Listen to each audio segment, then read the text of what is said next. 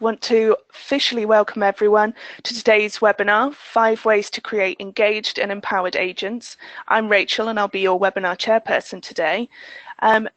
Delighted to have joined with us two favourites on the webinar programme. We've done a lot of webinars with both of them.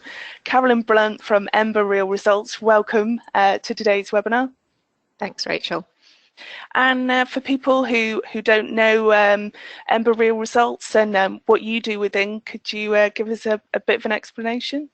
Yeah, so we do learning and development solutions for contact centres and customer journey touch points, really. So a lot to do with conversation management skills, leadership skills, coaching, that kind of stuff, to help improve the performance with customers through people. Thank you. And Frank Sherlock from Core Miner, welcome to the webinar. Thank you, Rachel.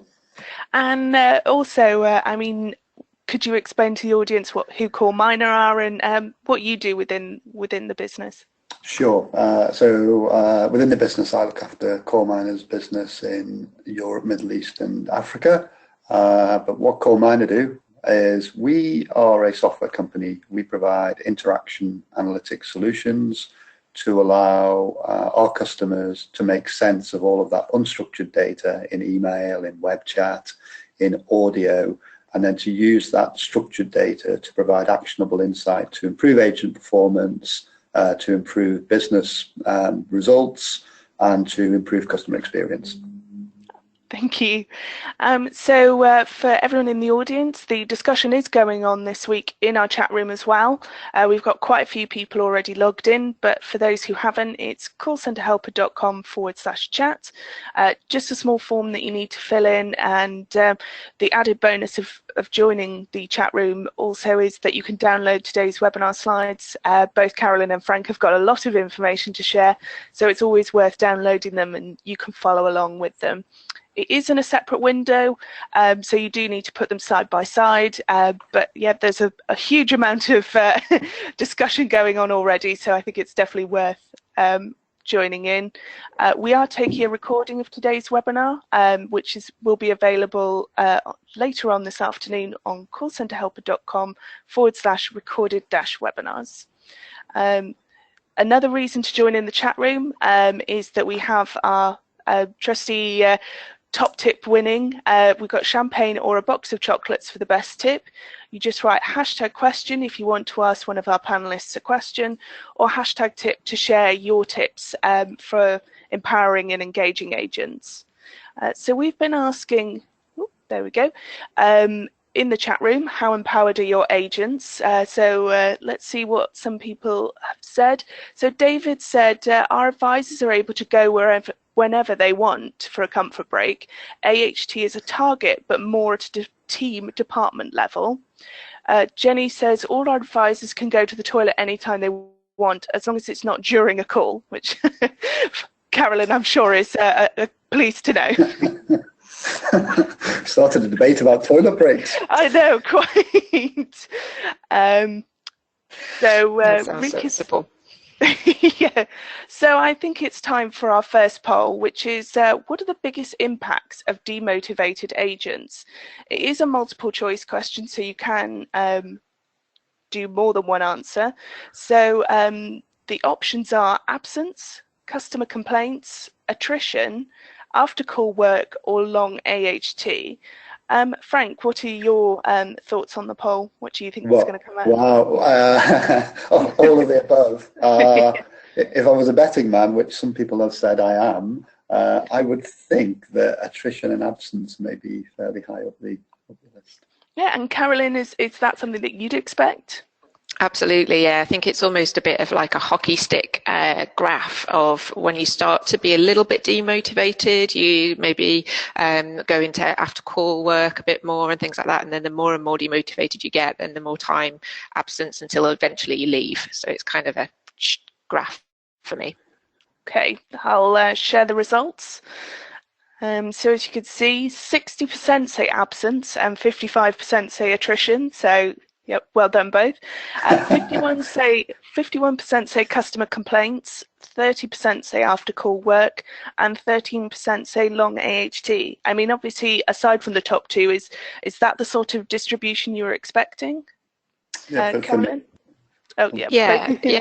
I think that's kind of the scale of how it goes, you know. So you start off maybe just take it being a bit slower, using hold a bit more, so your AHT goes up, and then you start, you know, not being ready for longer, and that's how it kind of progresses. Then you might get some more complaints, and then you might take more absence, and then eventually you leave. So yeah, I think that shows that graph beautifully, actually.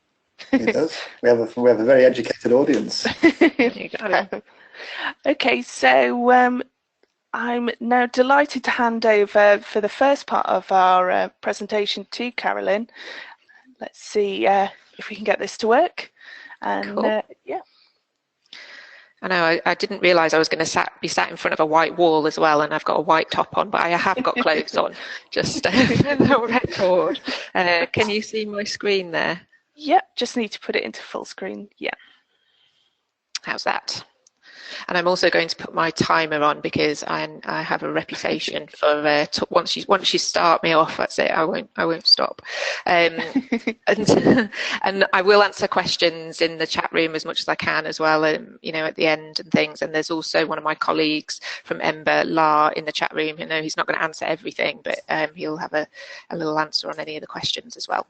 So just to get stuck in, then I'm going to talk for about the next 20 minutes on creating engaged and empowered agents, and just thinking about some of the ways in which we can do that.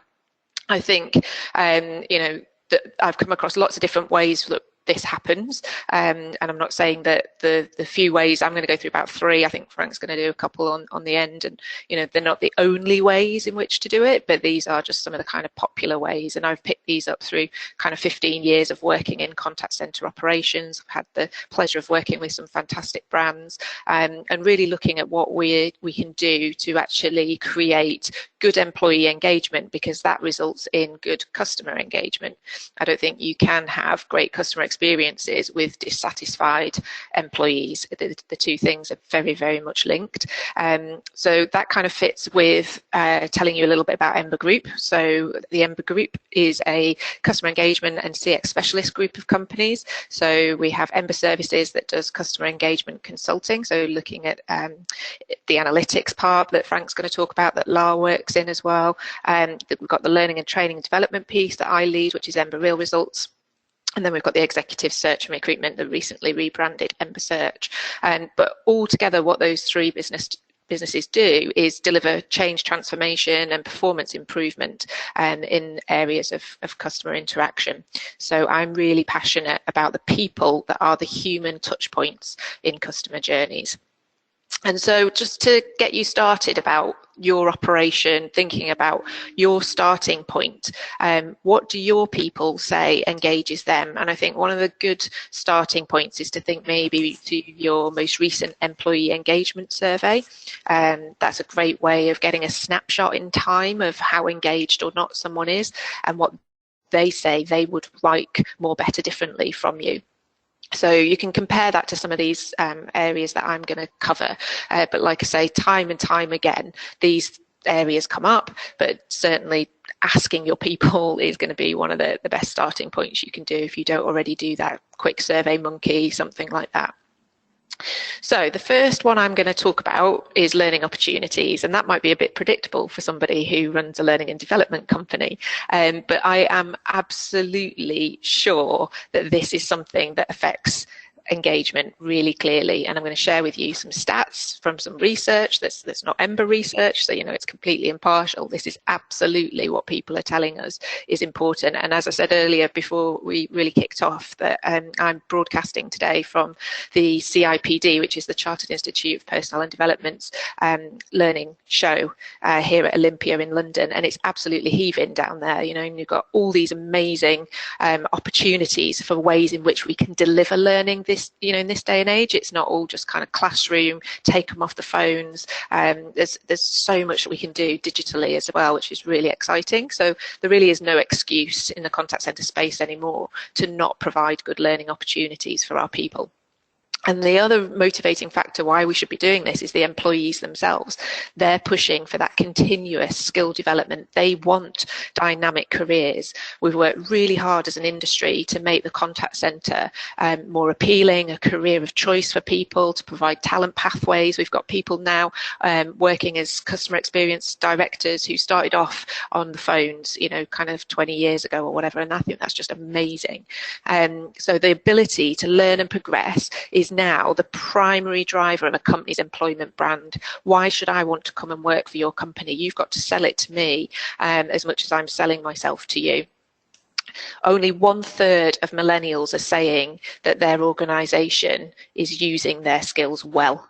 So 2/3 of that age group in particular are feeling like they've got so much more to give, and I think that's really key, that we need to think about how we can tap into that, and it's going to affect our attrition if we don't, because 42% say they are likely to leave because they're not learning fast enough. And I think that's a really powerful message, and I'll talk a little bit about some of the ways in which we might be able to create these learning opportunities in a modern way in a contact centre environment.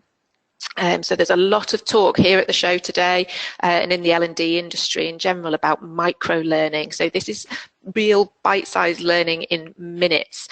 So we've moved away from even just kind of power hours and things like that, and we're talking about, you know, how can I deliver a nugget of gold in 60 seconds or, you know, kind of 120 seconds, real quick stuff, and do that often. And that we want to have digital learning solutions that are content curated. So basically there's loads of stuff out on the internet, and an L&D person in your organisation doesn't need to sit and create that anymore. Their role has changed from learning designer to content curator.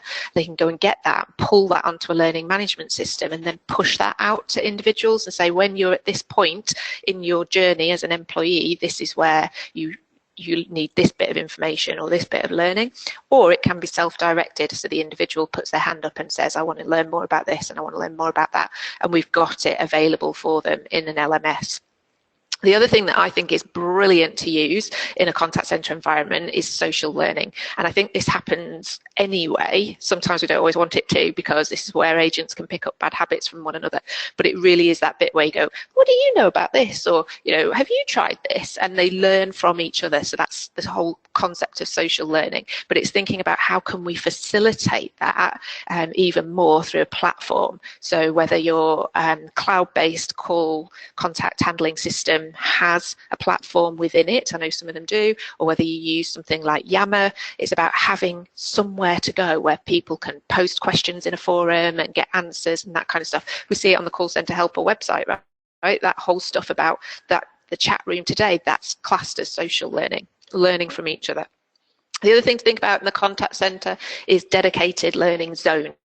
And it could be as simple as a section in the corner of the floor where we've got some bean bags and some iPads and some books and magazines and resources, you know, some ways in which we might download some podcasts and that kind of stuff. And we can just have an hour a week to go and do some learning in that zone away from our desk. I know a lot of contact centre operations factor in through their WFM, you know, some learning time, you know, whether it's an hour a week or a month or whatever, but quite often it doesn't get taken up, or people do different things in that hour, or it just gets lost because we're busy, we don't stick to it. So I really like the idea of kind of making people leave their desk and go and do something in that learning zone. And again, it facilitates that social learning because they'll talk to each other while they're there. Another thing that you can really get into now is the gamified and rewarding the learning as well. So making leaderboards and league tables, you know, ways in which you can create games and competitions. And that's a really great way to kind of motivate people to read something and then do a quiz or whatever it might be, and just to have some little prizes and spot fun with that. Clear learner pathways is something that every single role should have. Contact centre, all the way through your operation, your business, everybody's role should say, you start here, you go through the induction, you go on to do this bit of learning, that bit of learning, you're ready to take on this product set, skill set. And where we find any gaps, we have resources that plop into those learner pathways at the right points to address those. And this is where coaching, self-assessments and real-time feedback for me are great, but we have to then also support that with resources. So I know Frank will talk lots about how you get really good data to coach from, but then it's also, okay, so now I know what I need to change about my call conversation management, but how do I actually do it? And that is down to the team leader as coach, being supported by having some resource nuggets to say, you know, go and listen to this 5-minute podcast on calming yourself down in angry situations, or whatever it might be. And I think the whole thing about peer-to-peer coaching is really powerful. So getting them to actually quality score each other's calls or contacts, and getting them to give each other some feedback, and also doing self-assessments. So I randomly, when I'm kind of doing my training needs analysis work and things, I'll ask advisors in focus groups, when's the last time you did a self-assessment? And they'll say things like, oh, you know, well, I have to do a one-to-one with my manager every month, and I have to sit down and listen to my call, but, you know, I hate it really. I hate hearing myself back. So I just kind of try not to do it, or, you know, I just think about what I'm going to have for my tea or whatever, because I can't stand the sound of my own voice on the recording. And it's like, oh, we really have to get over that. It's not going to go away. It's one of the best ways in which to evaluate yourself. And you know, and if it's email or chat, going back through that content, and that is a discipline that has to be pushed through culturally. Everybody has to do it, and there's just no getting away from it. It's one of the best ways in which we can learn. So then let's think about another way to engage and empower our agents. So we're giving them loads of learning opportunities and coaching and support and resources, but also what reward and recognition are we providing for them? And you know, this isn't just about money. This is about positive reinforcement, praise. It's cheap, it's free, and just some of the rules around it are making sure that it's very specific. You can do it in public if it's praise, that's not a problem, but if you think it's better done privately, that's fine too. You know that individual and what they will respond well to in your team. You can do team praise as a whole team, but it's got to be specific, not just like, thanks for a great job today, guys. It's got to be something, you know, when you did X, the impact of that was Y. So the field guys found life much easier, or whatever. But really making that connection for people is very powerful. Sharing best practice. So again, this is back to almost a bit of social learning again, and peer-to-peer learning. So if I find that someone in my team has dealt with a difficult customer really well, I'm going to post the link to that recording onto Yammer so that other people can listen to how you did it. And if you don't like the sound of your own voice, tough, you still got to listen back to it and just recognize, take a moment about how brilliant you were in that situation, and just letting that land. You know, people come to work to make a difference. They do want to do that. So I think we've got to celebrate those successes. So non-financial rewards, you can do things like early finishes, inexpensive gifts, you can give out certificates, you can have a desktop trophy, you can provide more learning opportunities as a resource, more time off the job to actually do that can be used as reward and incentive.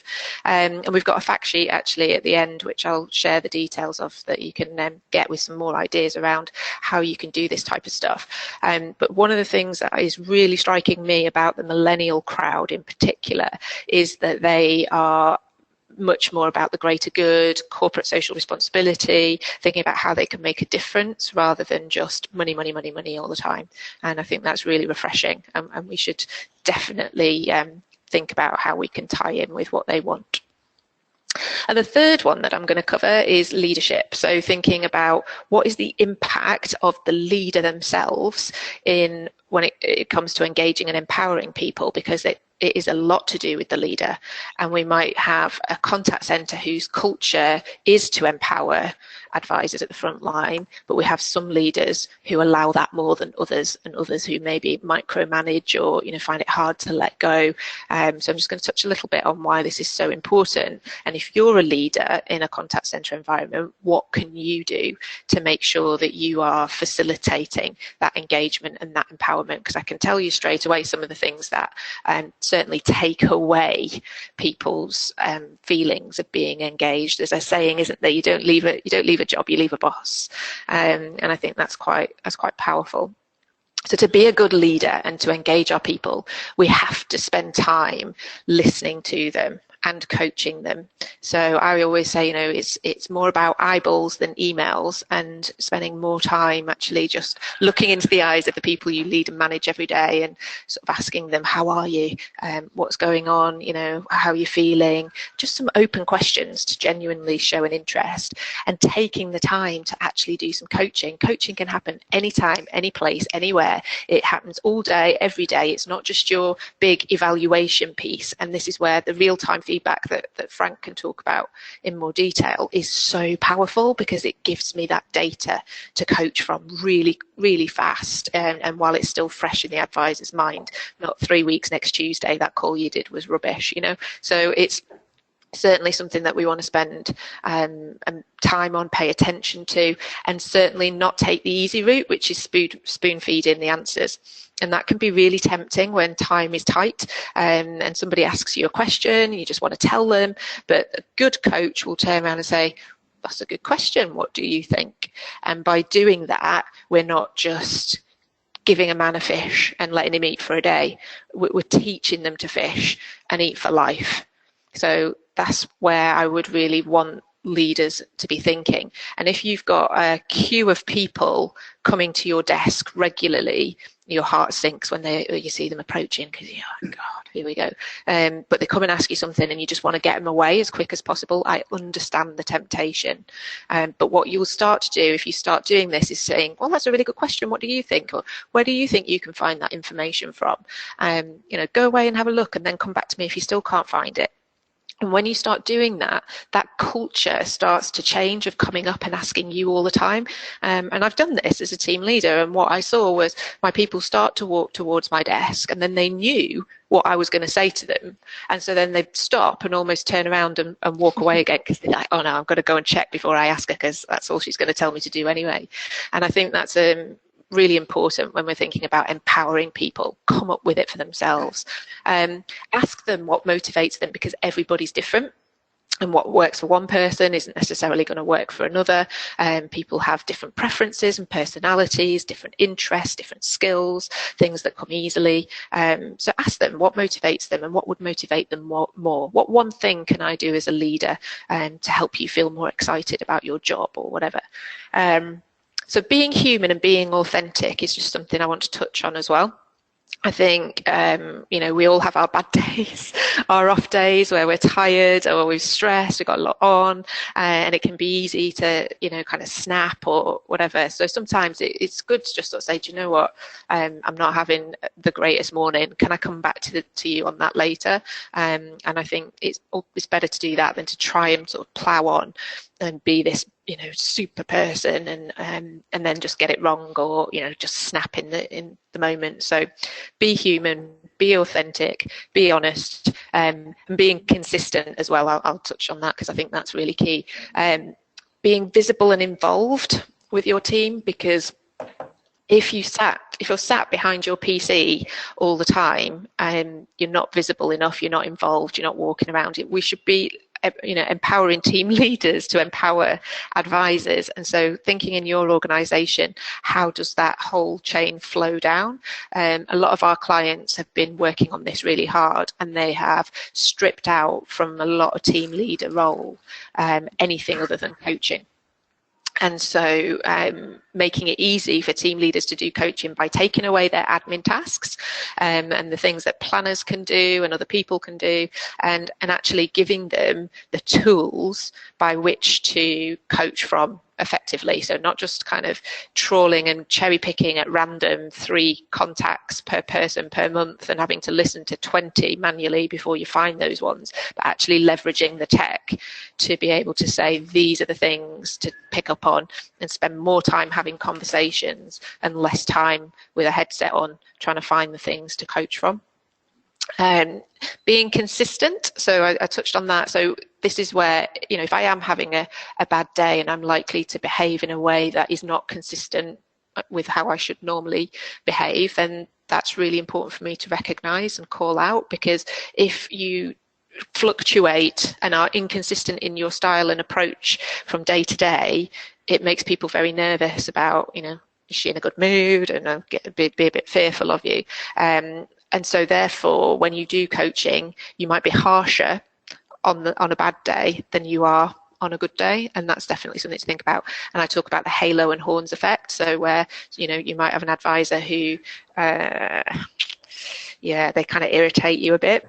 So if they do that, then you might be harsher with them than you are with somebody who is easy, who you like, who you get on well with, you've got a lot in common with. So you've got to be really mindful of that halo and horns effect. So using data to coach from, real kind of facts, you know, your call contains 60% positive language or whatever, that's data. It's not just your opinion about what you think that could be done to make their call better as well. That's incredibly powerful. Delegation. That's a key part of empowerment. If we're going to delegate, we've got to delegate to also help people to grow, not just to delegate to make my workload lighter. So this means if I've got 2 people in my team and Bessie is great at task A and Bob's not so great, Bob maybe needs to get the delegation of task A so that he can get his skills up. And I might put Bessie with him as a peer to kind of help on that peer-to-peer coaching to get him where he needs to be. And if Bob doesn't get it right first time, that's kind of to be expected while he's learning how to do this new task. So I've got to trust that process, and there's not going to be any blame if it goes wrong. So I think it's really key for us to think about how we delegate, what we delegate, and at what points in somebody's competence is the right time to do that. And if you start trying to delegate to a new starter, it's going to go completely wrong. So let's use that sensibly as well. So when I was thinking about this, you have to excuse my French a little bit, I did this around thinking about people I most enjoy working with, because I think this is a big part of us all staying motivated and empowered. And this might just be something fun to share with your team in a huddle or a team meeting and say, this red section in the middle, this is where we want to be. We want to have some fun, but we have got things to do at the end of the day. We don't want to be difficult about it, and we really want to focus on where we're going here with this operation and the purpose of what we're here to do to make a difference. So let's make sure we're always aiming to be in that section there. And I did mention that there would be a free offer for a cheat sheet on reward and recognition at the end of my section. So you can email my colleagues, info@emberrealresults.com, and they'll send that to you. Like I say, they're at the show downstairs at the moment, but we'll get back to you on Friday with the fact sheets and beyond if you're listening to this on playback. You're also welcome to connect with me on LinkedIn too. And I think that's about 20 minutes, Rachel. No, that was perfect. Thank you very much, Carolyn. A lot of interesting insights there. So, yeah, thank you for that. I thought we'd bring up a poll now, which is how frequently do your agents receive soft skill training after induction, just to find out, you know, what training is happening in people's call centres. So the options are weekly, monthly, quarterly, annually, or seldom/never. Carolyn, what are you hoping to see? Well, I would love it if they had it daily. You know, and that is possible. We have a platform that does do daily knowledge nudging. But you know, I'm expecting to probably see something monthly, hopefully at least. But I know that for some people, they never get anything. They have their induction and then that's it. Right, I think everyone's pretty much voted, so I'll close it and share the results with you. So 31% say monthly, but then 27% say seldom or never, 24% say quarterly, 16% say weekly, and 2% annually. Is that something that you'd have expected to see, Carolyn, or is that, you know, disappointing? Yeah. Well, yeah, I mean, it's hard, isn't it? You know, and I know that the people on the webinar would love to probably always do more, and it's great that 16% are doing it weekly. But I did expect monthly to come out, probably by never. You're kind of in usually one camp or the other around that. Yeah. So there's been a lot of activity in the chat room, so I will share some of the top tips now coming through. So we've had an opinion from Bev who says, I think customer satisfaction is a big impact, i.e. demotivated agents do not engage with the customer. Frank, is that something that you'd have expected? Yeah, 100%, and that's proven through many research that's gone on into this topic that disengaged agents lead to dissatisfied customers. So I would absolutely 100% endorse that. Brilliant. Paul's got a tip. A big piece from my team is how valued they feel and how their performance makes a contribution to the centre, targets and objectives. One of the most powerful phrases in leadership is well done, and making sure people understand what makes what a difference their efforts and performance makes. Carolyn, is well done something that you would tend to share and suggest? Yeah, I mean, yeah, and then obviously go into a little bit more detail about what it was. But yeah, that praise, it's free and it's so powerful. And people grow a foot taller when you praise them. They just, they won't go and ask for it necessarily, but they really, I've never heard anyone say, do you know my problem? I've had too much praise. Who says that? Exactly. So we've had a tip in from Claire who said, I find the best motivation is actually showing appreciation, a simple thank you at the end of the day, which I think carries on from what Paul was saying. John T said, I visited one contact centre where agents could leave their desks at any time. The company also offered free donuts on Fridays. The problem was that advisors put the callers on hold to queue up for a free donut. So Carolyn, I'm guessing that's where incentives go wrong. They need a tea lady to come round with the trolley giving them out. That's what's missing there. Not have it at a certain time. So Jake said, we provide free fruit all week for our teams. We have relatively healthy vending machines too, but with some sugary treats available for those that want them. I know that there was a discussion in the chat room on the back of the planning forum thing about, pizza and chocolates as incentives, and that actually now people are so health conscious that isn't such a motivation to people. So yeah, big debate on that. So Paul said, there we go, chocolate and pizza, etc. makes people happy in the short term, but not engaged. Frank, do you agree with that?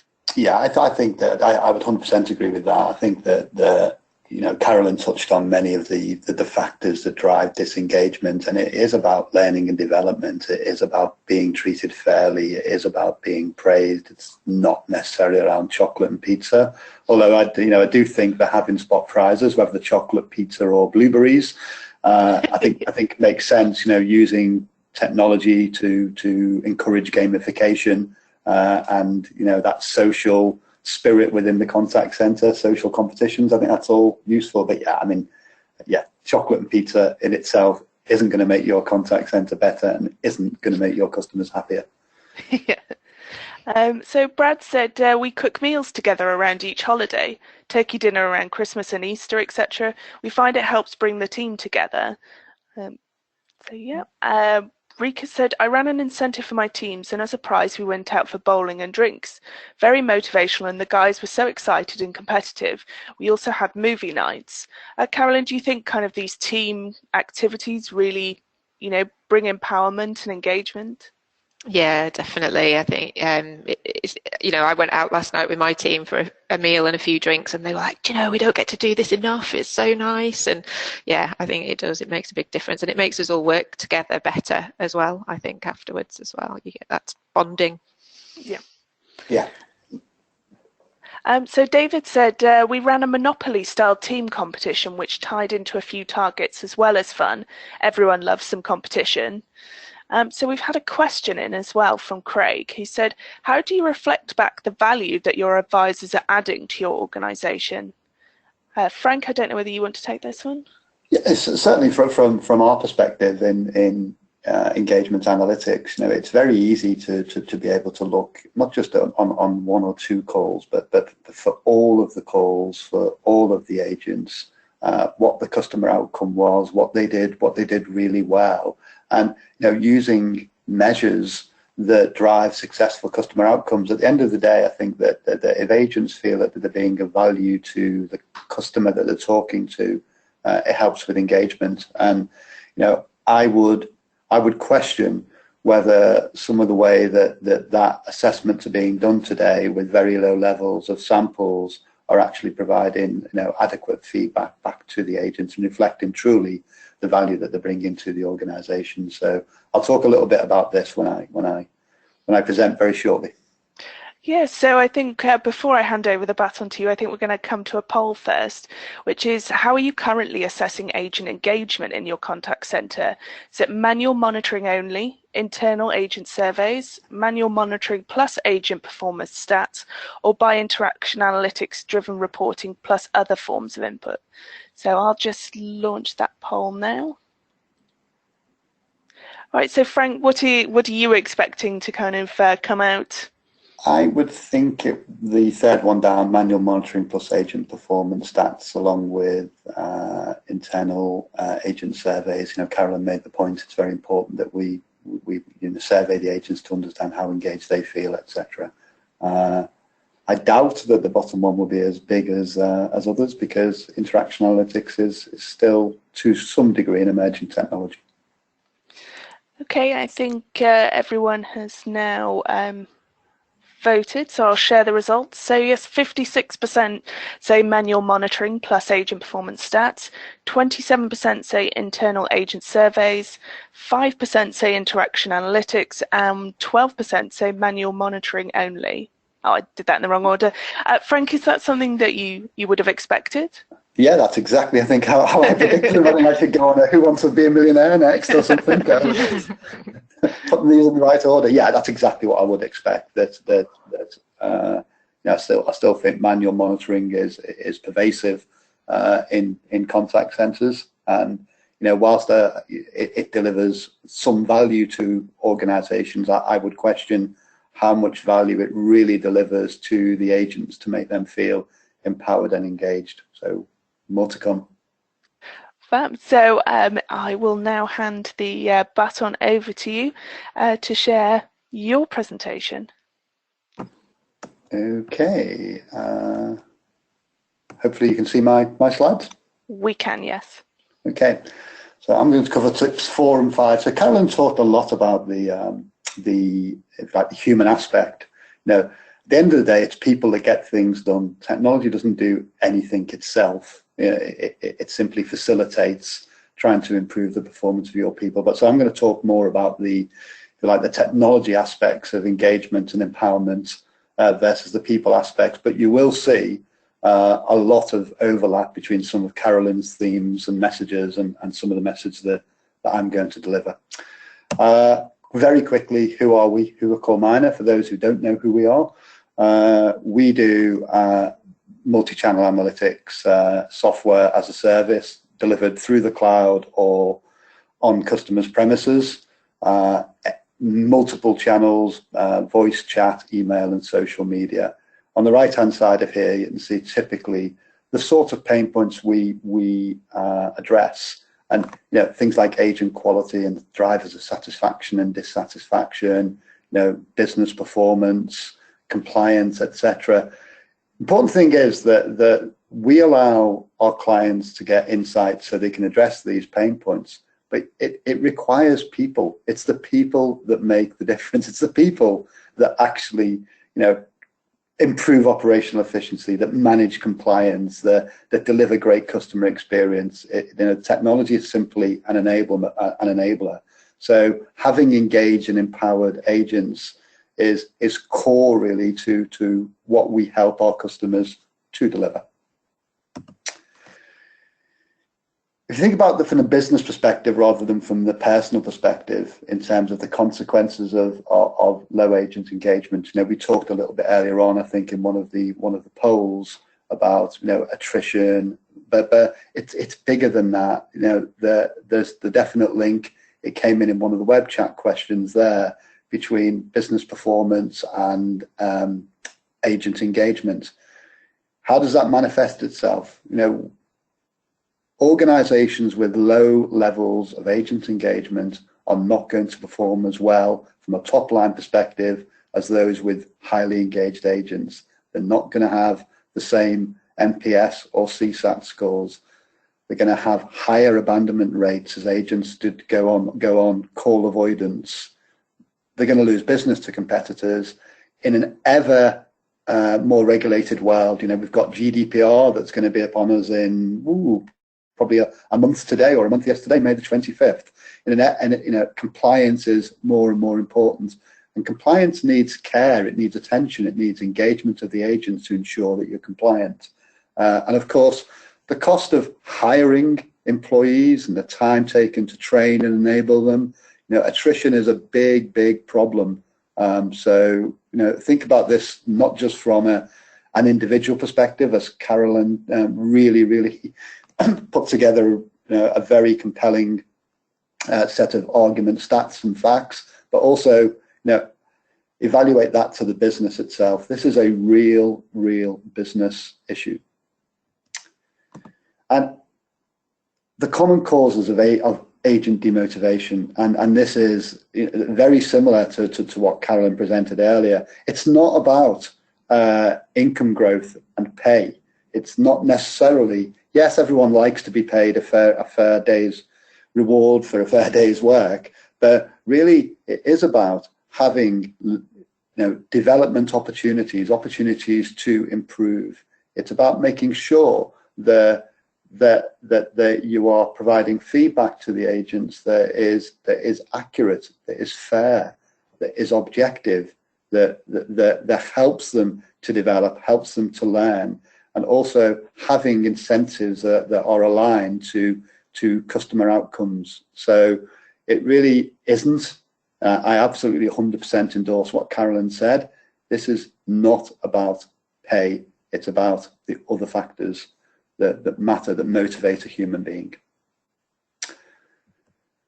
So we touched upon the manual monitoring. I think 57% of the audience are doing either, it's probably nearer 70% were doing either manual monitoring only or manual monitoring plus some other sources of information.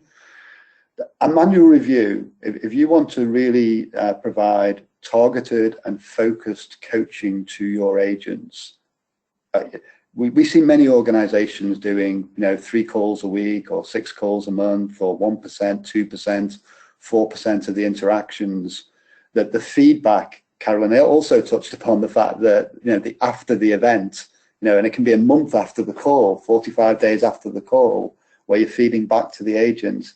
There's a huge amount of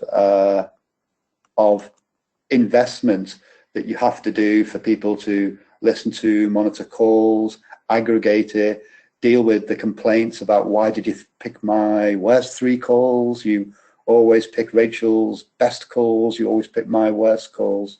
And it just does not scale. You can't scale manual monitoring. That's where technology like interaction analytics helps, because it does take 100%. So it takes all of the interactions. The time to feedback can either be real time, so in the moment. There's 2 ways of doing analytics. There's post-call analytics, where you're providing the feedback within several hours or the next day of the call, or it can be in the moment.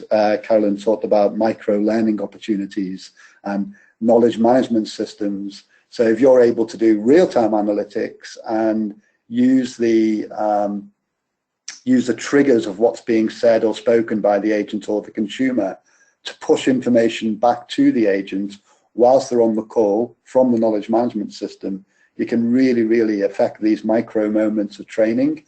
But automating everything, putting everything into a score. So what you're going to end up with is holistic. It's going to be 100%. Objective. The software doesn't have off days. The software doesn't have, it's don't talk to me today because I'm not in a good mood, or I'm not feeling like I'm going to mark the calls as leniently as I would do otherwise. So you're going to be holistic, it's going to be objective, and it's going to be consistent. So what does that mean? It will be fair. And we said in one of my earlier slides that agents like to feel that they've been treated fairly and consistently. You will absolutely, by taking 100% of the calls, you will identify the outliers. Again, I think, Carolyn, you made reference to outliers earlier. You'll identify the outliers. Where are the areas that you are really good at, really worthy of praise? Where are the areas that you can improve upon? Doing 3, 4, 5, 10 calls a month for an agent is not going to really identify them areas for improvement. And in doing that, both the positive performance needs can be addressed, but also you can do very targeted, individualized coaching for each agent. And because the feedback loop is quick, you can very quickly measure the effect of that coaching on the next day's calls. And in the little graphic on the right hand side here, you can see peer-to-peer. Again, something Caroline mentioned. How am I doing against the rest of my team? How am I doing against the best in our team? Where do I need to improve? And allow agents to self-improve, not to remove the role of the coach in any way, shape, or form. But human beings like to be challenged. They are competitive. If you give people the information about how they're performing, how they compare against their peer group, and you can use this information to encourage games. There's a prize for the person who gets an agent quality score of 90% today. You can do lots and lots of great things for continuous improvement. What does that mean to the coach? Typically, this is today. We've got 3 one-on-one sessions we need to do. A lot of time is spent monitoring and listening to the calls and doing that preparation, having the coaching session, catching up with some admin. It's, do you want your valuable resource, your coaches, to really be tied up in listening to calls? So with internet interaction analytics, you can be guided to the calls that are of interest and spend more time coaching and developing the agents, more time encouraging the team, more time having competition, learning opportunities with the team. So our customers report generally that there's a 2 to 3-fold increase in the effectiveness of the coach's time. So it's not just about the agent that can benefit from the analytical insight. The coach also gets great benefits from it. Some people say, well, analytics, it's a big technology. It's going to mean I've got a root and branch change to the way I do things today. Well, actually, you don't. It's still about defining what it is you need to measure, doing them measurements, analyzing the results, acting on the results, and assessing the impact of the coaching on the performance. It's that, it's not a once and done. It's a continuous loop. So here we can see that we would set up the analytic system. What does it need to measure? So we do that definition in the bottom left 2 blocks. We build the scoring and do the measurement and analysis as we go anti-clockwise to where we score 100% of the contacts. We would share that feedback with the agents and coaches. And again, when you're doing this on 100% of the calls, it's going to be very targeted and very, very focused coaching. We'd identify not just the areas for improvement, but the commendable, the great stuff, the stuff that we need to thank them, the stuff that they need to do more of, the things that they excel at. And then we would continue anti-clockwise round here to assess the impact of our coaching. So don't think speech analytics or engagement analytics is going to mean lots and lots of changes to how you do things. You're just using technology to help you do the things that you do today more effectively.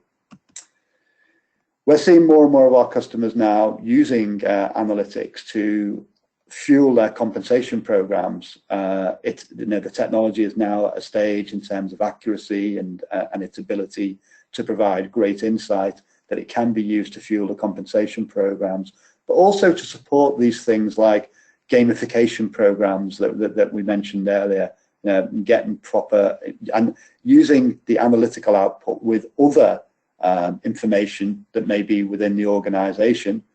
You can drive analytics into your data lake, for example, using a technology called APIs, application programming interfaces. So there's no end to the sort of things that you can use engagement analytics to do. This is some comments that we had from 6 months in to a deployment with a 5,000 agent organization. yes, we're proud of it, and yes, feedback is a gift. But the thing that really, I think, struck me about this sort of feedback was, if you look at the agent comments, they like our 100% of their calls are measured. They like seeing how they're ranked compared to the rest of the team. And the coaches, see the benefit as a coach to help them do this, identify where to target, behavioral change in developing their teams. So don't just take it from me, take it from what our customers say. Finally, for me, Rachel, I come bearing gifts. Like to leave people with things to pick up on, whether you're on the recorder of the webinar, whether you've downloaded the slides. There's a couple of white papers, one on how you can use interaction analytics in a general perspective to optimize the performance of the contact center. Another one that's very pertinent to this discussion, how to use agent interaction analytics to reduce agent attrition. And finally, don't be fearful of this technology. There's a link there to go and see a demo. Just click on it and customize and see a personalized demo. So lots of goodies from my side. I'll leave it there and hand it over back to you, Rachel. Fab. Thank you very much, Frank. There'll also be an opportunity at the end during the survey to be able to ask for a demo as well. So we'll share with you at the end. So heading back to the chat room, lots still happening. So I want to start with a question from Adam, who asks, what question would you ask in a staff survey to gauge overall engagement / satisfaction levels? Oh dear. And what would you consider a good percentage of positive responses? Carolyn, going to hand over to you. Well, when I mentioned that I'm at the CIPD show, the CIPD website is a great place to go to do some full research on the types of questions, how to build an employee engagement survey. So that's the Chartered Institute of Personnel and Development. So in terms of gauging engagement and satisfaction levels, you could use something on a scale of 1 to 10, where 10 is high. But remember, whatever you ask, you're getting a snapshot of how they feel at that particular time when they're filling it out. So I think, the fact that when we're looking at it with agent data from interaction analytics, that gives a much truer picture than any brilliantly constructed question that is only asking on that particular day at that particular time. Yeah, we've also got a lot of information on our website on Call Centre Helper on surveys and things like that. So head there. So we've had a tip in from Gary, who said, I don't offer incentives to my team. In my experience, that only works short term. Instead, we have a robust rewards program that recognises great performance, not only in their jobs, but how that fits with our overall service strategy. Rewards have included vouchers all the way to agent swap with colleagues in the US. Frank, what do you think of that one? I think it's great. I think it ties in very well to that, personal development and learning opportunities. What greater opportunity could there be than in this case to experience, a different culture and a different environment. So yeah, I think that's, not everyone can do that, but I absolutely think that giving people, the ability and opportunity to work outside the norm, to experience, different things, helps with personal learning and development. So great tip, and thank you, Gary. So Rika said a robust reward program is very good, but a few small incentive programs near that can lift the spirits and prevent total burnout by the end of the year. Jake's asked a question for Frank. What is DPR on the TL schedule? I think that was also answered in the chat room, but just to check. What is DPR on the TL schedule? Well, I don't understand. Okay. I think it was to do with the GDPR, that it's the General Data Protection. It is the General Data Protection regulations. Yeah, they come into force across the EU, and even after we've left the EU next year, we'll still be bound as a company. It's all to do with how you treat personal data. Personal data is anything from someone's name, address, postcode, telephone number. Most data that goes through contact centres is going to be part of GDPR, and certain regulations in terms of that go above and beyond the Data Protection Act in terms of GDPR. One of the most important things is people's right to understand what data organizations hold on them, and people's right to be forgotten and not contacted. So I'd encourage you to go to the Information Commissioner's Office, the ICO website. There's lots and lots of stuff there on GDPR, and there's lots and lots of panic, I guess, in the industry at the moment because we're only a month away. Yeah, 28 days tomorrow, so 4 weeks. Countdown is officially on. So we've had a tip in from Mark who said, every day we let our agents know verbally and visually how their work impacts our business mission and how they've made a difference. Carolyn, is that something that goes on with what you've been saying? Yeah, I'd like to know how that actually gets gathered and translated down. So obviously verbally, but where's that coming from? And then visually, what does that look like? I don't know. Yeah, it'd be cool. Well, Mark, if you could write it in the chat room. We've still, he's already typing, so we'll come back to that in a second. I'll just say there, Rachel, we very much support the fact that the giving agents and team leaders a visual representation of their KPIs in the moment in an easy to consume manner is analytics shouldn't be a black art. You should be able to get analytics down to a level that agents and team leaders understand it. So we do a lot of work on tiles and scorecards and visuals and bubble diagrams, etc. that will help that. Brilliant. Thank you for that, Frank. David said, we often have teams facing off against each other with perhaps AHT, quality or NPS used as the metric. So Patty's asked the question, how are soft skills measured on call listening? I find that the call evaluation forms and feedback focus more on the process conversation, resolving the issue, rather than how did the customer feel at the end of the call. Frank, I don't know if you have answers to that one. Yes, I do. I mean, I think that when you're thinking about analytics, it is measuring the language used. It's analysing the language used on a call. However, you think about things like dissatisfaction and empathy. So dissatisfaction, I'm not very happy. Empathy, let me see how I'm sorry to hear that. Let me see how I can take care of it. There's a context, to. You wouldn't expect empathy to be present where there's no dissatisfaction necessarily. So that's sort of one element is you can use analytics to do, if you like, contextual analytics. It's not just word spotting or phrase spotting, but also we see customers now that are combining the analytical score of the call with the NPS. So actually, what matters is not necessarily how the supervisor or necessarily even how the system may have scored the call, but what did the customer feel about the call, and then using that data to help inform still further, what good looks like in terms of customer outcomes and good calls. So combining NPS and agent scoring is, I would definitely endorse that. Brilliant. So unfortunately, actually Mark's just typed in now, nearly missed it. Every morning the managers and team leaders gather together to share company successes and stats. Then morning briefs are held for all the agents to share the news. Visually, the TV screens are updated each day with all the information. We have internal social media like software to share success and praise in real time. So thanks very much for that, Mark. So we've reached the top of the hour, so I just want to ask, in 1 or 2 words, what did you like best about the webinar? Today's winning tip is pull.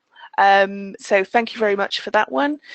If you could complete the survey, it gives us an opportunity to find out what you thought.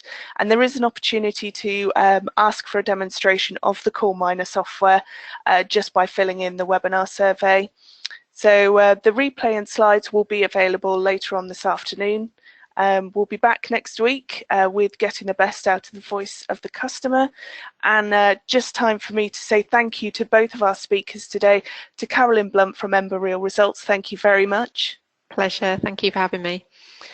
Thank you. And to Frank Sherlock from Coal Miner, thank you very much for joining us. It was a pleasure. Thank you. And thank you from me. Goodbye, everyone. I'll see you next week. Thank you. Bye.